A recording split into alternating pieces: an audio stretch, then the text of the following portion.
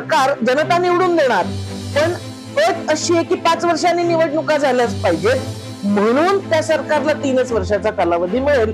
हे लोकशाहीला मारक असणारी गोष्ट आहे. भारतासारखा भौगोलिक विस्तारित प्रदेशामध्ये 1 नेशन 1 इलेक्शन म्हणजे मुंगेरी लाल की हसीन सपने.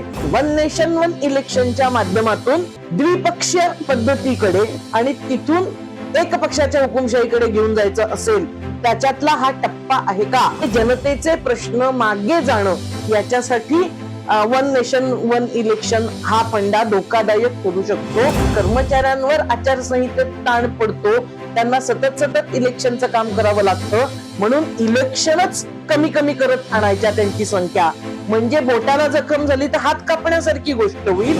लोकशाहीला धोका पोचवायचा नसेल तर 1 नेशन 1 इलेक्शन याला आपण तत्वतः विरोध केला पाहिजे.